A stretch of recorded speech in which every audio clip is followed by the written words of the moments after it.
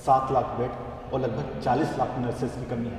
एक ऐसा देश जहाँ पे 46,500 के करीब प्रतिवर्ष महिलाएं प्रेगनेंसी के दौरान मरती हैं। एक ऐसा देश जो अपनी जीडीपी का लगभग 1% सिर्फ स्वास्थ्य पे खर्चा करता है। अगर उस देश में कोई फिटनेस पर बात करे, स्वस्थ रहने के तौर तरीकों पर बात करे, तो क्यों ना एक इसे मिशन माना जाए। आज हमारे साथ हैं यूपी की सबसे हाईटेक और सबसे बड़ी जिम के संस्थापक श्री प्रतीक यादव। प्रतीक जी, आपका स्वागत है। मेरा सबको नमस्कार। सबसे पहले तो इस नए चैनल को मोमेंट्स विथ रुद्र और रुद्र हमारे साथ में है, मैं बधाई देना चाहता हूं उनको, और सभी दर्शकों को मेरा नमस्कार। प्रतीक जी, आज आप यूपी में फिटनेस के पर्याय हैं। अगर कोई फिटनेस के बारे में बात करता है तो आपको आदर्श मानता है, लड़के आपसे सीखना चाहते हैं। तो मेरा पहला सवाल यही बनता है अपने युवा दर्शकों के लिए कि वास्तव में फिटनेस है क्या, कि अगर एक आदमी 6 पैक एब्स कर ले तो वो फिट माना जाएगा, कि एक आदमी जो डॉक्टर के पास ना जाए उसे हम लोग फिट मानेंगे? देखिए, डॉक्टर के पास तो सबको जाना चाहिए, लेकिन डॉक्टर के पास एक बीमारी लेके नहीं जाना चाहिए जी। डॉक्टर के पास आप जाएं, एक जो रूटीन चेकअप होता है वो कराते रहें। और फिटनेस के जो मायने मेरे दिमाग में है वो ये है कि आप सुबह जब उठे तब से लेके शाम तक आपका जितनी भी दिनचर्या हो, जो भी काम हो, वो बिना थके और बिना किसी लेथार्जिक, जो कहते हैं लेथार्जिक हुए आप यदि कर लें उसको, तो आप फिट हैं। यदि आपसे कहा जाए कि आप 2 किलोमीटर 3 किलोमीटर दौड़ के दिखाइए मुझे, वो आप कर लें तो आप फिट हैं।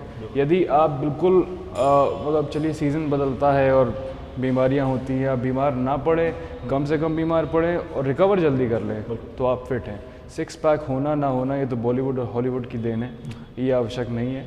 और 6 पैक बहुत ज़्यादा हेल्दी भी नहीं होता है।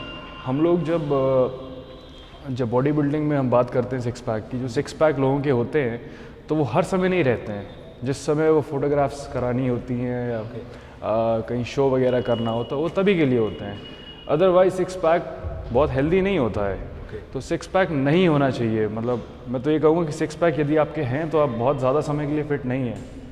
आप 6 पैक जल्दी गायब कर लीजिए, अपने नॉर्मल इंसान बन जाइए, और आपके पास स्टैमिना होनी चाहिए, आपके पास एनर्जी होनी चाहिए। दिन को एक पॉजिटिव वे में एक हेल्दी माइंड होना चाहिए आपकी बॉडी के अंदर। ये नहीं कि आप इरिटेट हो रहे हैं, डाइटिंग कर रहे हैं, इरिटेट हो रहे हैं, तो वो भी फिटनेस नहीं है, वो मेंटल इलनेस है। वो आपका शरीर फिट हो सकता है, लेकिन आप मेंटली इल हैं तो आप फिट नहीं कहे जाएंगे।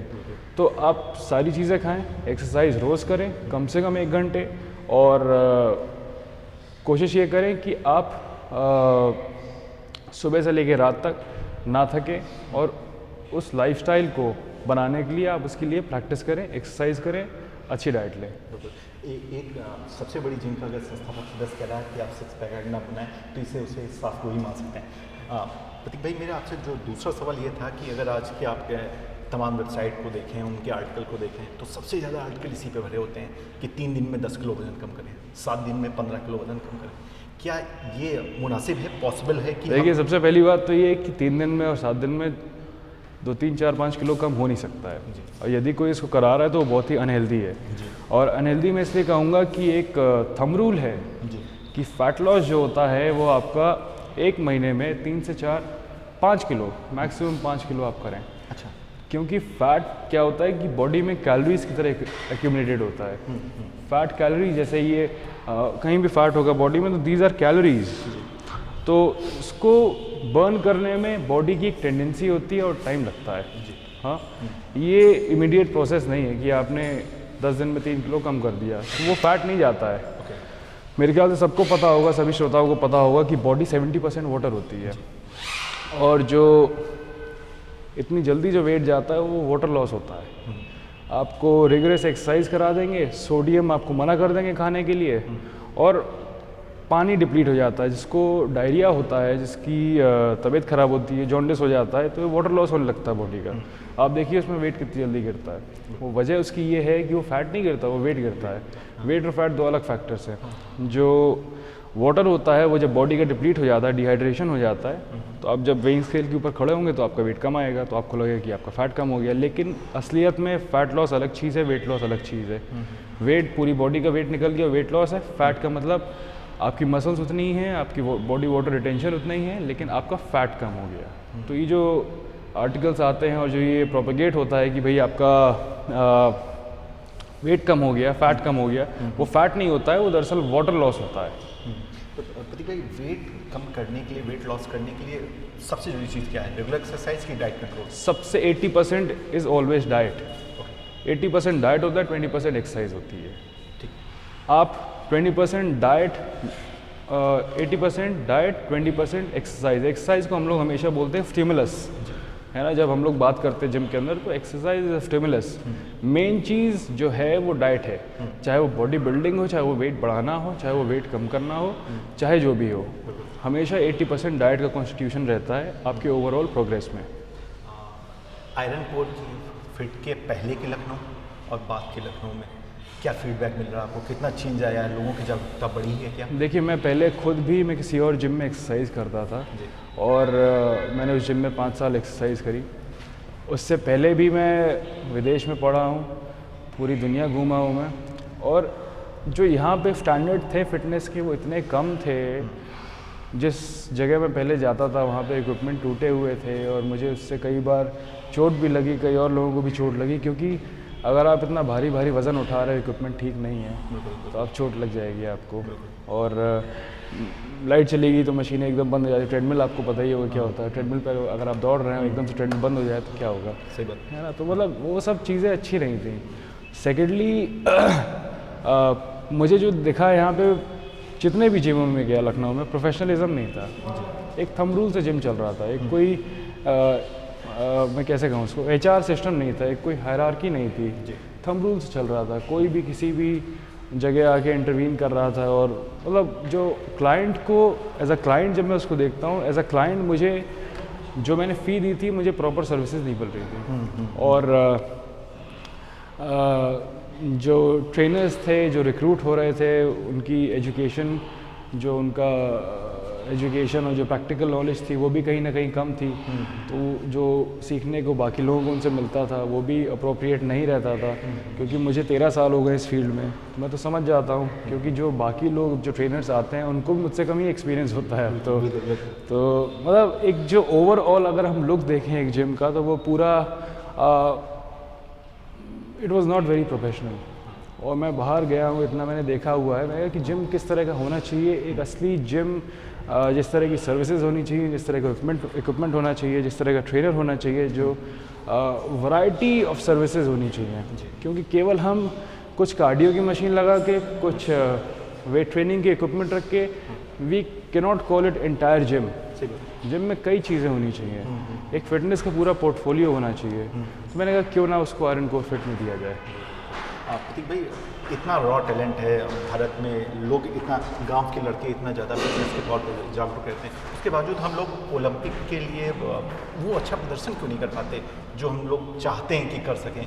सरकारें नहीं अच्छा प्रयास कर रही हैं कि अभी भी हम लोग फिटनेस के तौर पे युवा पौध को इतना जागृत नहीं कर पा रहे हैं? देखिए, मैं इसमें ये कहना चाहूँगा कि ओलंपिक्स में हमारा जो देश इतना बड़ा है, और मैं मानता हूँ कि 125 करोड़ की आबादी में यदि हम बढ़ावा दें और प्रयास करें तो हम हर स्पोर्ट में, ओलंपिक के हर स्पोर्ट में एक न एक पदक तो ला ही सकते हैं, चाहे गोल्ड हो, चाहे सिल्वर हो, चाहे ब्रॉन्ज हो। कहीं ना कहीं स्पोर्ट्स को नेगलेक्ट भी किया गया है। और जो हमारी एक सोच, अभी की नहीं पुरानी एक सोच चली आ रही है कि भाई लड़के की नौकरी हो जाए और एक 20-25 हज़ार 15 हज़ार की एक आमदनी हो जाए जिससे घर चलता रहे, वो सोच कहीं ना कहीं अभी भी हावी है। और मैंने कई खिलाड़ी हैं, अब मैं बैडमिंटन भी खेलता हूँ, मुझे पता है, और बैडमिंटन में अच्छा खेलता हूँ, और मेरे साथ जो खेलने वाले हैं वो स्टेट और नेशनल तक के खेले हुए हैं। मतलब मैं हार जाता हूँ उनसे, मैं नहीं कह रहा कि मैं जीत जाता हूँ, लेकिन हमेशा मैं कोशिश करता हूँ कि जो बेस्ट ऑफ द बेस्ट हमारे पास अवेलेबल हो, उनके साथ में कोई भी स्पोर्ट खेलिए आप, तो उससे आपका स्पोर्ट भी बढ़ता है। आप भले ही हारते रहें, भले ही कुछ भी हो, लेकिन आपका स्पोर्ट बढ़ता है, अच्छा होता है। जीतने के लिए खेलोगे तो स्पोर्ट ख़राब होगा, हारते रहोगे, लड़ते रहोगे तो स्पोर्ट अच्छा होगा। आगे बढ़ने का तरीका यही है। तो मैं स्विमिंग करता था पहले, तो एक लड़का है, तो वो यूपी गोल्ड मेडलिस्ट है, उसने स्विमिंग छोड़ दी, उसको बढ़ावा नहीं मिला। उसके घर वालों ने कहा कि यार तुम पैसे कमाओ, घर कैसे चलाओगे, शादी कैसे करोगे, स्विमिंग छोड़ दी। गोल्ड मेडलिस्ट ने स्विमिंग छोड़ दी। एक लड़का है, उसका अंडर 19 में अभी उसकी थर्ड पोजीशन आई है, तो वो अभी आता है खेलने मेरे साथ, तो मैं तो उसको काफ़ी प्रमोट करता रहता हूँ, काफ़ी बढ़ावा देता रहता हूँ, काफ़ी मोटिवेट करता रहता हूँ। लेकिन मुझे लगता है कि आगे 2-3 साल में हो सकता है वो भी छोड़ दे, क्योंकि उसका भी इंक्लिनेशन कहीं ना कहीं इस तरफ है कि फैमिली को सेटल कर लो, घर वालों के लिए पैसा कमाओ।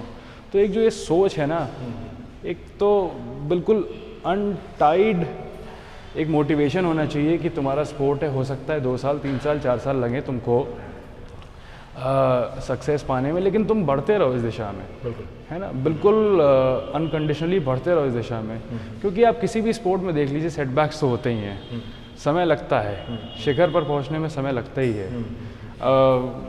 चाहे जिसको देख लीजिए, विराट कोहली आज इस समय नंबर 1 है, शायद दुनिया के नंबर 1 है। विराट कोहली आज के नहीं है, 2011 वर्ल्ड कप में भी विराट कोहली थे, लेकिन विराट कोहली मशहूर हुए 2014 से। 2014 से जब उन्होंने एवरेज अपनी बैटिंग इतनी अच्छी कर ली कि हर मैच जिताने लगे।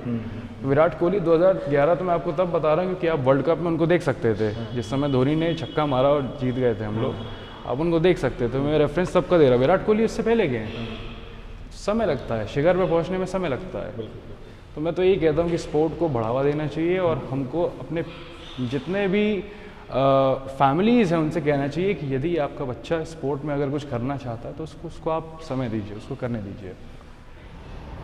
प्रतीक भाई, मिस्टर ओलंपिया के सफ़र के बारे में बताइए कि कितना मुश्किल रहा, कैसे रही वो पूरी जर्नी? देखिए, मिस्टर ओलंपिया एक कंपटीशन होता है, ये एक्सपो होता है फिटनेस का, और दुनिया का सबसे बड़ा ये फिटनेस एक्सपो और कंपटीशन होता है। जितने भी बड़े एथलीट्स हैं जो कि बॉडी बिल्डिंग में हैं, जो कि फिटनेस में है, वो सब यहाँ पे मिलते हैं। पावर लिफ्टिंग में है, वो सब यहाँ मिलते हैं। और ये अमेरिका में होता है प्रतिवर्ष सितंबर में। तो मैं अभी 4 दिन पहले ही यहाँ से लौट के आया हूँ। पहली बार थी ये कि मैं गया था, और जानता मैं इसके बारे में पिछले 15 साल से हूँ। एक तमन्ना रखी हुई थी दिल में कि यार जाना है कभी यहाँ पे। तो अब क्योंकि जिम भी हो गया है, फिटनेस इंडस्ट्री से हम लोग भी बिलोंग करते ही थे पहले से, और वहाँ पे जाके नेटवर्किंग की अपॉर्चुनिटी भी मिलती है, कई लोगों से, बड़े लोगों से मिलने का अवसर मिलता है। तो हमने सोचा कि इस बार चला ही जाए। तो मैं गया था और मेरे साथ एक और लोग गए थे जो कि इस जिम में ही काम करते हैं, और बहुत ही अच्छा सफ़र रहा। काफ़ी कुछ देखने को, काफ़ी कुछ सीखने को मिला, काफ़ी एक्सपोजर जिसको कहते हैं, एक्सपोजर काफ़ी मिला। और कई लोगों से बात करी जिम के लिए, फिटनेस के लिए, टाई अप्स के लिए, और हमारे यहाँ जितने भी आयरन कोर फिट के जितने भी सदस्य हैं, जितने भी एम्प्लॉईज़ हैं, सबके लिए हम कुछ ना कुछ लेके आए वहाँ से, तो उनके लिए भी एक यादगार बन गई। तो एक बहुत ही अच्छा सफ़र रहा, बहुत कुछ देखने और सीखने को मिला। और आशा करता हूँ कि आगे जब हम और जिम बढ़ाएंगे तो हम कहीं ना कहीं जो मैं सीख के आया हूँ, जो मैं देख के आया हूँ, उस नॉलेज को और वहाँ के जो एथलीट्स थे उनके साथ कुछ टाई अप करके हम यहाँ पे कुछ उसको बड़ा करेंगे। प्रतीक भाई, मैंने आपको देखा है, आप थोड़ा सा मीडिया से थोड़ी सी दूरी बना के रखते हैं या बहुत ही कंटेम्प्रेरी इशूज़ पे बात करते हैं। बहुत लोग आपके शुरुआती जीवन के बारे में नहीं बात करते। कुछ बताइए, पढ़ाई में इंटरेस्ट था, स्पोर्ट्स में था? मैं आपके एकदम प्राइमरी एजुकेशन के टाइम की बात कर रहा हूँ कि आप तब से फिटनेस फ्रीक थे कि आपको इसी क्षेत्र में आगे बढ़ना है। देखिए, मीडिया से दूरी मैं तो नहीं बनाता, मीडिया मेरे पास नहीं आती ज़्यादा। तो आप जैसे आप मेरे पास आए बात करने के लिए, मैंने कहा ठीक है आप बात कर लीजिए। हमारी बल्कि पहली मीटिंग शायद ओलंपिया से पहले की थी, लेकिन किसी कारण वो मेरे ख्याल से नीचे का स्टूडियो तैयार नहीं था, इसलिए वो हो नहीं पाया। तो शुरुआत में तो जब मैं पढ़ाई करता था उस समय काफ़ी मोटा हुआ करता था मैंने देखी। तो मेरे पिताजी जो थे वो हमेशा, क्योंकि वो पहलवान थे, वो फिटनेस वगैरह, वॉकिंग, योगा, स्ट्रेचिंग वगैरह बहुत किया करते थे। तो हमेशा ही मुझे धक्का दिए करते थे, तुम मोटे क्यों हो यार, तुम पतले हो जाओ। तो काफ़ी उन्होंने परसुएड किया, पेस्टर किया। उसके बाद में फाइनली किसी तरह से मैंने एक्सरसाइज करना शुरू किया। एक्सरसाइज करने से थोड़ा वेट कम हुआ और मोटिवेशन मिला और वेट कम हुआ, तो मेरा 35 किलो वज़न कम हो गया। तो 35 किलो जब वज़न कम हो गया तो मैंने सोचा क्यों ना अब थोड़ी बॉडी बना ली जाए, क्योंकि उस समय तो सलमान खान और इन सब का, ऋतिक रोशन का दौर बहुत ज़्यादा हुआ करता था। हमने कहा क्यों नहीं थोड़ी सी बॉडी बना ली जाए। तो थोड़ी बॉडी बनी तो अच्छा लगा, तो हमने कहा थोड़ी बॉडी और बना ली जाए। तो करते करते करते करते 13 साल बीत गए। अब तो ऐसा हो गया है कि फ़िटनेस ऑटोमेटिक हो गई है, अब मुझे ज़्यादा मेहनत नहीं करनी पड़ती इसके लिए। और मतलब लोग होते हैं ना, उनको काफ़ी पुश करना पड़ता है सुबह कि जाओ जिम जाओ, एक्सरसाइज करो, पतले हो, डाइटिंग करो। डाइटिंग और एक्सरसाइज मेरे लिए अब ऑटोमेटिक हो गई है। नेताजी अभिभावक के तौर पे कैसे हैं? मेरी जितनी उनसे मुलाकात हुई उन्होंने हमेशा मुझे मेरे वेट के लिए टोका है, तो कैसे हैं वो अभिभावक के तौर पे? तो नेताजी तो काफ़ी पॉजिटिव हैं इसलिए, और कहते भी हैं कि अब देखो पहले कितना मोटा हुआ करता था, अब इसका पेट बिल्कुल नहीं निकलता है। अब मुझसे कहते हैं कि थोड़ा सा मेरा पेट कम करा दो। अखिलेश भैया के लिए कहते हैं देखो उनका भी पेट निकल गया, और ये ऐसा है कि इसका 10-12 साल में पेट ही नहीं निकला बिल्कुल। अच्छा, जो शुरुआती दिनों में थे तो आपको क्या मुख्यमंत्री का बेटा होने का कोई स्पेशल ट्रीटमेंट मिलता था सीएमएस वगैरह में? क्या नहीं, कोई स्पेशल ट्रीटमेंट नहीं मिलता था, बल्कि क्लास 11वीं में जब था, क्योंकि 11वीं में सरकार बनी 2003 में, मैं 11वीं में था, तो 2003 में 11वीं में जब था, मैं आधी क्लास ख़त्म हो गई। मेरे क्लास के जो मेरे दोस्त थे, जो कि पुराने दोस्त थे मेरे, क्लास 8वीं 7वीं से जो मेरे दोस्त थे, केवल उनको पता था, बाकी पूरी क्लास को नहीं पता। टीचर्स को पता था लेकिन कोई स्पेशल ट्रीटमेंट नहीं मिलता था। फिर एक लड़का था, पुलकित नाम था उसका, उसको कहीं से पता चल गया, और हमारी क्लास में जीडी हो रहा था, ग्रुप डिस्कशन हो रहा था। तो ग्रुप डिस्कशन इस बात का था कि एक लड़के खड़े होकर 5 लोगों के बारे में क्लास में 2 पॉजिटिव 2 नेगेटिव बताने थे। तो पुलकित को कहीं से पता चल गया था, वो खड़ा होकर उसने बोल दिया कि ये इस परिवार से बिलोंग करता है, लेकिन ये देखो किसी को पता नहीं है अभी तक। तो ये उसने बोल दिया, तो वहाँ से वो बात फैल गई फिर क्लास में, नहीं तो किसी को पता भी नहीं था। तो बड़े ही नॉर्मल, बड़ा ग्राउंड पे रहे हैं, बड़ा डाउन टू अर्थ रहे हैं, और यही सीखा है हमारे परिवार में। नेताजी ने हमको, माताजी ने हमको यही सिखाया है कि जितना नीचे रहोगे, जितना नीचे के लोगों से जुड़े रहोगे, उतना ही अच्छा रहेगा। बापू कहा करते थे प्रतीक भाई कि किसी राष्ट्र की महानता को चेक करना है तो देखो वो अपने यहाँ के जानवरों के साथ कैसा बर्ताव करता है। आज के टाइम में आप देखिए, तितलियाँ बिल्कुल नहीं दिख रही, जुगनू मिट गए हैं, अशोक के पेड़, कदम के पेड़ नहीं दिख रहे हैं। तो क्या हम लोग ने जीवों प्रकृति का वो संरक्षण नहीं कर पाए जो हमको करना चाहिए था? ऐसा देखिए, मनुष्य जहाँ तक लालच में रहेगा वो सबको गर्त में पहुँचा देगा। लालच सबसे बड़ा अभिशाप बन गया है हमारी आज के युग का।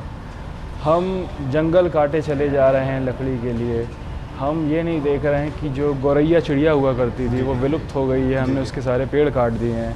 हम जानवरों के घरों में घुसे जा रहे हैं जो कि जंगल हैं, और उनको विलुप्त किए दे रहे हैं। उसके बाद जब कोई बाघ, कोई तेंदुआ, कोई जानवर हमारे गाँवों की तरफ, हम गाँव बना लेते हैं उनके जंगलों में घुस के, तो कोई जब इस तरह की विपदा होती है तो हम उसको लाठी से मार देते, कहते कि ये देखो हमारे घर में घुस गया, जबकि हम उसके घर में घुसे हैं।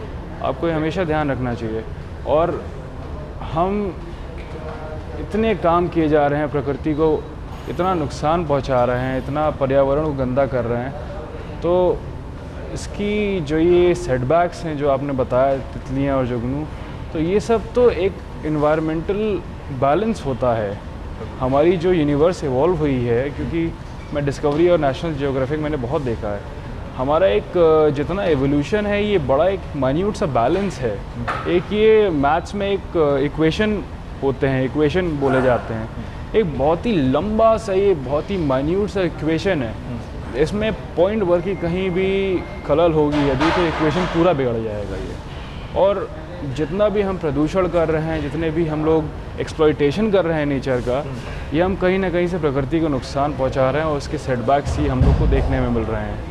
और मैं तो ये कहूँगा कि जो इस समय जो एग्रीकल्चरल प्रोड्यूस पूरी दुनिया भर में है, जो कि हमको सरप्लस में खाना, जो चीज़, जो फल इतना बड़ा होना चाहिए वो इतना बड़ा, और जो ग्रेन इतना बड़ा होना चाहिए वो इतना बड़ा, जो ये डीएनए मैनिपुलेशन हो रहा है, इससे इतनी बीमारियां उत्पन्न होंगी, इतनी बीमारियां उत्पन्न होंगी, कैंसर जैसी खराब बीमारियां, जो कि डीएनए, क्योंकि कैंसर भी डीएनए की बीमारी है, आपको पता होगा। तो जो हम लोग खाना खा रहे हैं, यदि हम उसी का डीएनए छेड़ देंगे, जिस चीज़ के ऊपर हमारा सर्वाइवल टिका हुआ है, फूड के ऊपर, यदि हम उसी को जेनेटिकली मॉडिफाई करके उसको ख़राब कर देंगे, तो आप ये समझ लीजिए किस किस तरह की बीमारियां और भविष्य में आएंगी। मुझे लगता है कि ये मुद्दा अब सार्वगर्भित बहस के बजाय लोकप्रिय बहसों में आना चाहिए कि कैसे हम अपने प्रकृति और जीव को बचा सकते हैं।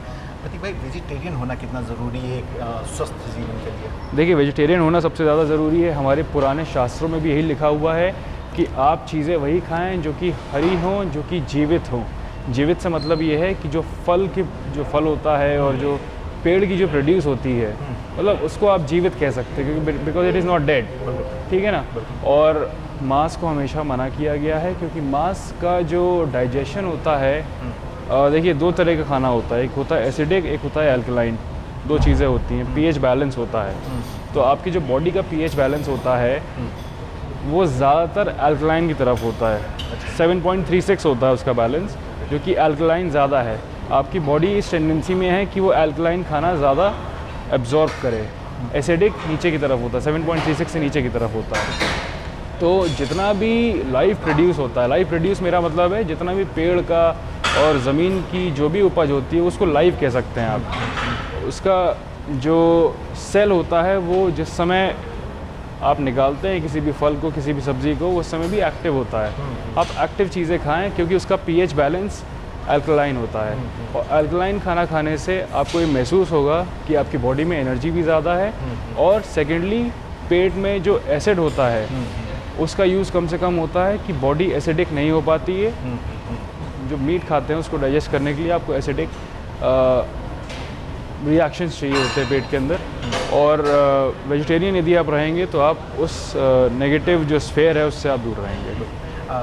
अगर किसी दिन आपको एक चीज़ चुनना पड़े, जीवाश्रय में या आयरन कोर फिट में, किससे चुनना चाहिए? जीवाश्रय को। हमने इस तरह के लखनऊ में पूरी स्ट्रैटेजी बना के इस तरह के स्पॉट्स कर लिए हैं आइडेंटिफाई, और वहाँ पे एम्बुलेंस खड़ी कर दी है कि 15 मिनट के अंदर कहीं भी एक्सीडेंटल केस की अगर रिपोर्टिंग होती है, विदिन 15 मिनट्स हमारी एम्बुलेंस और डॉक्टर्स पहुँच जाते हैं और वहाँ पे रेस्क्यू कॉल को अटेंड करते हैं। जब इंदिरा गांधी प्रतिष्ठान ने अपने एम्बुलेंस देने की घोषणा की थी तो बाई चांस मैं वहाँ पे था। मुझे ये भी कहना है कि प्रतीक यादव को सिर्फ और सिर्फ आप फिटनेस फ्रीक के तौर पे मत जानिए, वो लगातार काम कर रहे हैं जीवों क्षेत्र पे, ना सिर्फ काम कर रहे हैं बल्कि शानदार और बेहतर काम कर रहे हैं। प्रतीक भाई, अपर्णा जी इस बार चुनाव लड़ रही हैं, कैसे देख रहे हैं, कितनी उम्मीद भरी नज़रों से देख रहे हैं अपने?